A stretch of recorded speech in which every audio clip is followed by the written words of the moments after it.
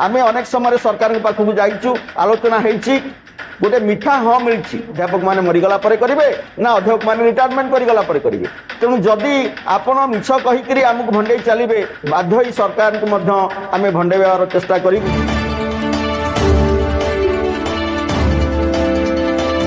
मो मानस पुरोहित 488 वर्ग राज्य संगठन रो सभापति आमर बहुत दिन रू चाकरी शर्तावली पेंशन दाबीटा बाकी रही विगत सरकार भली यही नूतन सरकार मध्य डिले करि चाइछन्ती। आश्चर्यर कथा आमर महाविद्यालय मानक सरकार के आमर जो नियम गुड़ा सब अच्छी 69 एक्ट 74 एक्ट 79 81 ए सबू नियम थाई मध्य समस्त आम इंस्टीट्यूशन रे लागू हो नहीं जा फल रे आमर ये महाविद्यालय मानक अनेक प्रकार स्टाफ कार्यरत अछंती जेमिति 94 जिओ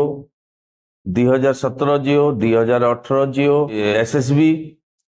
आउ मैनेजमेंट जोटा कि समस्त को अलग अलग प्रकार नियम लागू करुछंती। एथरु आपण समस्ते अनुमान करि पड़थुबे जे गोटे इंस्टीट्यूशन रे गोटे नियम थिबा जगह रे जेतेबेले 6टा 5टा 6टा नियम लागू हबो तो स्टाफ भितर केमिति फ्रिक्शन आरंभ होतबो।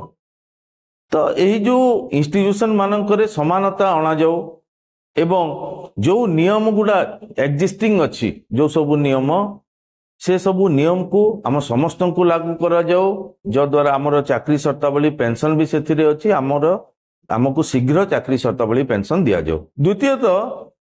सरकार को दाबी करी करी किछि हासिल न होला बेले आमर किछि लोक जेतेबेले कोर्ट को जाउछंती न्याय पाई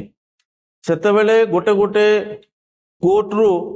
जजमेंट पाउछंती किंतु सरकार कालक्षेपण नीति अवलंबन करिकी अपर ब्रांच को जाउछंती अपर कोर्ट को जाउछंती जद्वारा लोक न्याय पाउनाहांती 10 वर्ष 12 वर्ष कोर्ट रे लड़ी लड़ी से माने शारीरिक मानसिक आर्थिक निर्यातना पाउछंती। सरकार दायित्ववान हुअंतु एवं तांकु अनुरोध करूछु जे गुरु मानंकु केवल आखि दृशिया पूजा न करिकी आखि दृशिया श्रद्धा न करिकी गुरु मानंकु उचित संवर्धना दियंतु उचित स्वाभिमान दियंतु जद्वारा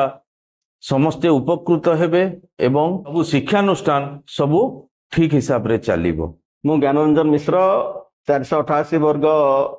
संघर संगठन संपादक आज प्रेस मीट डाकिबार उद्देश्य हला जे सरकार जो ममैत्रिक मनोभाव सरकार सब जानिचंती जे 488 कॉलेज होची ओडिशार सबुठार पुरातन कॉलेज एवं एई कॉलेज रे विभिन्न प्रकार कर्मचारी अछंती जो मान को भिन्न भिन्न भाव रे तांको सुविधा सुयोग दिया जाउची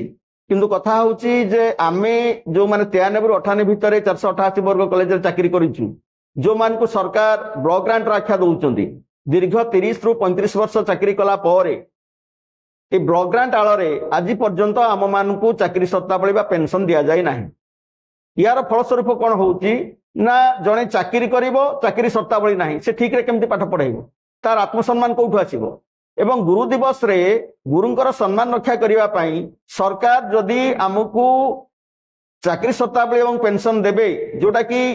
1969 education act 1974 education act 1981 education act रे अछि जे गोटिए कॉलेज रे गोटिए चयन पद्धति रे गोटिए नियम रे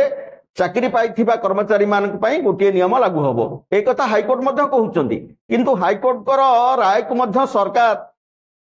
निजे मानु नाहंती बा कोन करूचंती ना उपरिस्थ कोर्ट को जाय अपील करूचंती समय अपचय करूचंती जे बळी कि कर्मचारी जन को रिटायर करि जिवो बा मरि हति जिवो। यार फलस्वरूप आज आम आपण मान माध्यम सरकार को जन देवा चाहूँ जे आमे माने समस्ते आम रिटायरमेंट दरदेश अच्छु आमर बहुत कर्मचारी रिटायरमेंट कर सारे तेणु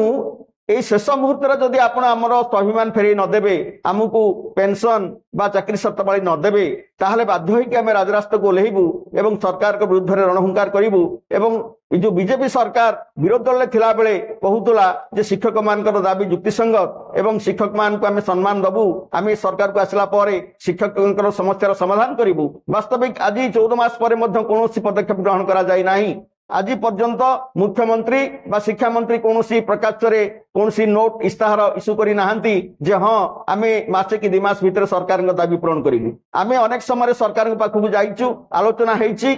गोटे मिठा हाँ मिली हाँ करूँ किंतु हाँ रे 14 मास बीती गलानी जदि करेंगे ताले कौन अध्यापक माने मरीगला परे करेंगे ना अध्यापक माने रिटायरमेंट करीगला परे करेंगे। तेणु जदि आपण मिछ कहीकि आमको भंडे चलिए बाध्य ही सरकार को आमे भंडेबार चेष्टा करूँ एवं आमे देखई देबू जे जन शिक्षक कौन करें।